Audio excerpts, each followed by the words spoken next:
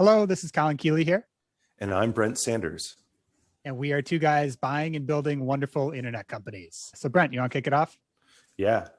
So I don't know, where do we even start with this? Because I had a conversation with a mutual friend of ours who, we threw this idea out that, hey, we're going to spin up a fund and call it essentially a search fund, or I don't know, a micro PE fund, some cross between the two. And his background's in venture, and his one piece of advice, and he does have a epic track record, is you need a great track record, which is like a cart before the horse problem. So how do you start something when you have no track record? We have one deal going, and I've been beating this drum. I was like, you got to crush this one deal. In the next 6 months, start seeing some really good returns and at least a trajectory of, hey, this is what we can do with our in-house skill set, even though the approach that we plan on taking with the fund is different. So with this fund, which I think the working title is now Vern, after Jules Verne, is find a business that has some MRR that we like and some similar to the deal that we did recently, and execute some sort of playbook, but put someone in as a CEO or operator. So that's a distinction with a fund versus like a private equity fund versus a search fund is going out and acquiring one business and installing yourself as the CEO. Yeah, we don't plan on running, which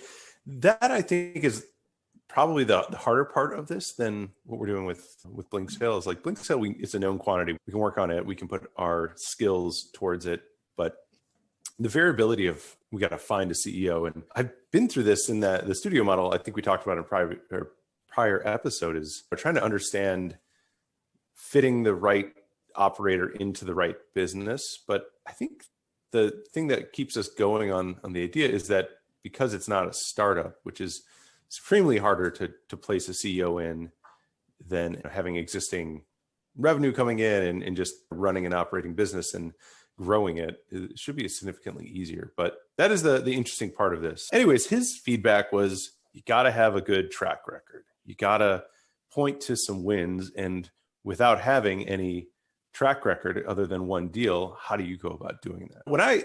If I were to be putting myself in the shoes of a LP or somebody who's going to put money into something like this, is track record is definitely important to me. I'm very much like a Midwestern, show me the numbers and I'll make a wise decision based on track record or gut feeling around the founders, more on a venture side of things. But I don't know, people that start funds, I swear to God, on Twitter, everybody's got a fund of some, like a rolling fund, and maybe you can look at their background and make an assessment. You can look at the decisions and tweets they've made. I guess that's how people do this on Twitter. I don't know. Like, how do people get this done? So I had a lot of thoughts on this. I'll just start going through them. But so yeah, when you're raising capital, having a track record is like the biggest thing. So yeah, it would be lovely to have an amazing track record, but no one has a track record when they start. So you have to start somewhere. So you start small, and that's what we did. And then you do bigger and bigger versions of that. So we don't have a track record doing exactly this, but we have, I'd say that like the credibility, the skills, the trust of doing very similar stuff. And not having the money is like a solvable issue. So if you don't have the money, you could do search funds. So I came out of Chicago Booth. So a lot of folks do that, at a Stanford Booth, HBS. So that's like a trodden path of someone with a nice pedigree goes out and raises capital, buys a business, and goes from there. So that's with outside capital. You could do an SBA 7A loan, which is a little trickier for these SaaS companies, but doable again for things on the smaller end. Or you could go the syndication route, which is what we're basically talking about. So I would say it's way harder to raise a blind pool of capital, which is what a big private equity fund is. So if you came to me and said, hey, we should go raise $1 billion and buy out startup unicorns, I'd say that's probably hard, but you could do these smaller deals, and like a great deal is just a great deal. So with conservative growth rates and like a solid playbook, I think you could deliver amazing returns. And that's not, I don't know, like as dependent on us. It is what it is. It's a good deal. You secured it. I think you could raise capital around that. Yeah. So that begs the question. It's like the role of identifying the opportunity is what you're even banking on. It's like, hey, you're finding something that if you put energy into it with even a moderately good operator, it's going to produce returns. Because mind you, all these businesses are already generating revenue. There's somebody who either wants to get out of the business or they started in and weren't necessarily equipped to continue it. The, oh, what got you here won't get you there type personality. And you put someone in who's it's going to take it from B to Z, not from the A to the B stage. So it's interesting. I don't know. It's hard to say the opportunity itself will be the deciding factor. You can't take people out of it, but it begs the question around where are you going to get your bench and where are those, what's the pedigree of the operators and how are they going to be? Because I feel like that's almost the track record we could go after, which is don't look at us. We're not going to be the ones running it. Although we do have experience picking businesses, identifying opportunities. That's something we do have some track record with. And then you point to the operators or the CEOs, but it's hard to have the CEOs ready when you don't have the business done and when you're still fundraising, right? So it's this whole like chicken and the egg on a multiple scale. Yeah, I think in all likelihood, you secure like the letter intent to business, you finalize the capital, you secure the deal. And best case scenario, you have a CEO lined up to take over in 2 to 3 weeks. But realistically, it's probably you're stepping in, you're implementing some of the low hanging fruit that you identified, and then you have a CEO ready in like within 3 months. Yeah, and that makes sense. So I probably know like these other holding companies that do this better than just about anyone else that hasn't done it yet. So I know their playbook. I know how it works for them. So I'm literally just copying other people that have done this well. And I think the market is super big, that it's not an issue and we're not really going to be. What do you do once you start? So let's say we fast forward 6 months, like how do people articulate or publish their track record? Obviously you put it in the rosiest terms possible, the most favorable way to reflect against you, but it's like, hey, I was able to turn this revenue into that revenue, this type of returns. Or is it just straight up like IRR?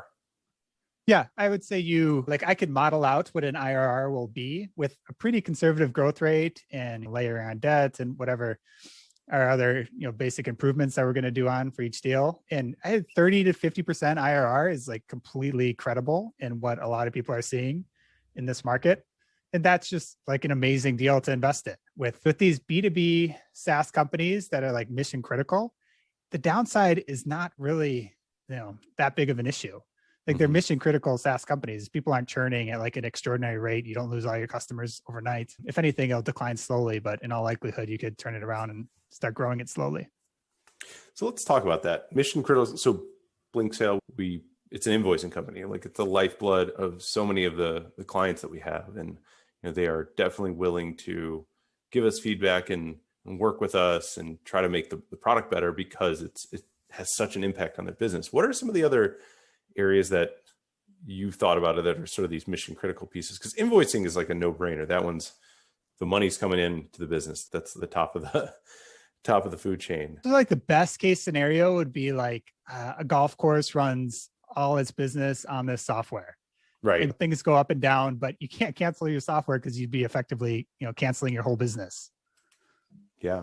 Yeah. Moving it over. And like QuickBooks has enjoyed, I feel like this position and why so many people have jumped into that accounting space, jumped into, I guess mission critical is the right way to put it. It's just the operating systems for your business and making those choices are very sticky. And that's always been the SaaS stream, right? Is like Intuit has crushed it. They're going to take you through the process of getting all your data. And then it's just very hard to get your data out. And it's not like we are trying to make it hard to get your data out, but it's just a matter of, hey, you're in this system. And every day you use it, you're getting more enmeshed or entrenched, I should say, into that system. Yeah. This isn't like a new idea. Like Constellation Software has been buying, 300 to 500 of these mission critical SaaS companies for 30 years now or 20 years now. And they've had probably about the best run of like capital growing that anyone has ever had. I think they've compounded over 30%, year over year for this whole period they've been in existence. So can you use like track record as, all right, point to comps, okay, these are other funds. We're basically using a similar playbook. You may not be able to get your check into theirs. We're going to do ours. We're going to do ours slightly different. We're going to go after this model, but it's roughly like the same class of asset. Yeah, I think that'll be part of our pitch deck, which I have to create at some point here. But if you look at statistically for venture capital private equity funds, it's actually the first time funds that do the best because people care the most. They're deploying a smaller amount of capital, and then over time returns degrade because they raise bigger and bigger funds. They lean more on that 2 instead of the 20 in the compensation structure. And so I do think it's appealing to get involved early. And so I don't know what the path is for us, but I think we'll syndicate. I want to do 1 in the next 6 months, but I think maybe 3 in the next year is not crazy. And then think about raising a fund from there if you have the track record to show it. Yeah. Yeah, I like it. It's always fun to talk about, with somebody, especially anchoring back on our friend who was basically telling us, you got to have the track record to make things a lot easier. And don't have that, but thanks for the advice. But yeah, I think in terms of just one deal, I think we're in a good position with at least the first venture, even though it isn't part of this same search fund necessarily, it's being operated slightly differently. Just pointing to that as, okay, this is the sort of impetus for syndicating these deals out and broadening the spectrums. We feel like we could do this on a grander scale and magnify the results if we just had capital, which I think that's a viable pitch. Yeah. I hate all these people that I want to do this in the future, so I'm going to do this and all this horrible stuff before I actually do the thing I want to do. It's you can make excuses to the end of time. Right. Or you could just start doing that thing you want to do. And it's going to be hard or horrible initially, but yeah, start where you want to end up is the playbook. This is especially an issue with MBAs, or I would say just smart individuals generally, is you could analysis paralysis yourself to death and you never do anything. Yeah. I mean, and this is, by the way, this is also a pretty scary thing to just jump into. I would say we executed on the prior deal pretty quickly. We were done within a month. We both were just like, all right, let's just do this. Let's just try it. Let's see how it goes. And it's a scary thing to just do, but at a certain point you have to act, and you can't analyze it. You can't put the untils in front of your actions. So it sounds like you've been working with a business coach. This is just my mindset. I'm always an optimist. Good. Good. Is that what your business coach is telling you? Just go for it? No, actually. So yeah, I wanted to talk about we talked about this, 2 months ago, maybe. I signed up for some coaching and it's been really good. The main takeaway has been, and so it's actually through, I don't know if I divulged this earlier, it's through Robbins research, which is related to Tony Robbins. So it's not necessarily, I'm not talking to Tony Robbins, but the coach, it's through that organization, which made me super skeptical. And I was like, oh God, but it's been really good. And the main takeaway is just living in the moment, and all the techniques, everything is all about just getting you to focus on the moment and be in right now and fully all your energy on what you're doing right in this minute, whether it's spending time with your family, spending time on work, on a podcast with Colin. It's been really good. It's from everything from, I was going through some back pain or illness, but just forget about it. Don't mind over matter, and all the techniques associated. So I'm a huge fan. I never thought I would say I was a fan of Tony Robbins or his whole shtick, but I am, and it's been really good. So I that's the update on coaching. I highly recommend it. Yeah, and it's not at all what I thought it would be. I thought it would be more, I don't know, techniques on how to get more work done, which I guess being in the moment kind of is, but it's been all about just being present and forcing yourself to stay present. So that's been super positive. Yeah, I think this is the advice that everyone is given is be mindful, be present. Right. How do you do that? Exactly. Yeah, no, it's hard. There's all these sort of teachings that are bestowed in, they're short sessions. So they're 30-minute sessions every other week or something like that. I mean, there was an hour first one, but after that, it's just walk me through what's going on, walk me through the wins, what's the struggle. And so there's some of them are here are techniques to address your specific gripes or challenges you're running into, but it always comes back to how are you setting up your day? Number one, obviously it's a no-brainer, but everyone needs a reminder. You got to be working out. You got to be treating the body. You got to meditate every day. Got to get some time to calm down. You cannot be biggest lesson for me is you can't be rushing out to the office. You have to spend time before prepping and getting ready. So then when you are in it, you're doing, and then it's time management, planning out your day every single day, putting everything into your calendar so you're not checking your email, getting knocked off your pedestal of focus. Because I get emails, I keep my email open every day and all day, and I've been closing it now, and it's okay, I'm doing these tasks, and no matter what comes through, I'm always scared the server went down or so-and-so's got a bug and something's cratering. So it's really a way to address anxiety, and it is much more deeply rooted. But I've got 4 to 5 different projects going on, businesses, like got a lot of different things that are going on. So this is very timely coaching, and it's been really productive. So I've been able to, even if it means I'm only going to get an hour or two on Blink Sale today, and I'm going to work on code, or I'm going to work on some feature set or migrating customers, that's all I'm doing during that time. So it's techniques for how to set up your calendar in a way that you can just focus.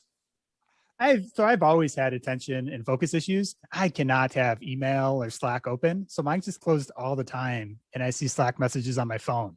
So like I'll check in there and then I'll respond to people. I just find it like impossible to actually get anything done if you're just waiting on some notification at any moment to disrupt you.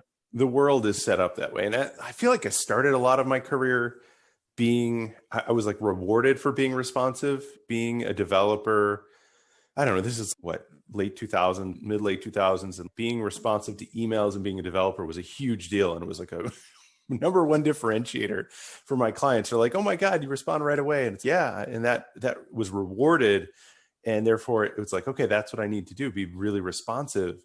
But it's actually a terrible thing to do if you want to actually concentrate and get your work done. So I've been spending a lot of time over the last 10 years killing that activity, but it's ingrained. It's like a nervous energy that I have, but I'm trying to turn it for good. And I think it's working. So huge fan of the coaching. It's not a lot of kumbaya, weird seance mumbling. It's a lot of just really sensible techniques of just being, what am I doing right now? And people, like, in mid conversation with you, they'll open their phone, or people, they get that nervous energy, nervous ticks. I'm not saying I do that, but just staying focused on exactly what's right now and thinking about what's this other person, or whatever I'm working on, what is the impact it's going to have on another person, and it's putting that into perspective. And then, just prompts to review and look backwards. And then it's a good thing. It was not cheap. I would tell you that it was far more than I expected to spend. And I won't go into how much it was, but it was far more than I would expect to spend on coaching, but it has been worth it. And I give my wife full credit, because she's been doing this for about a year, and she kind of was urging me to try it out. Glad to hear it. Good, it's working out. That's all I got. Anything else you want to cover? No, we got to go get that track record going. We're working on it every day, working on it. All right. Take care, everyone. Thanks for listening.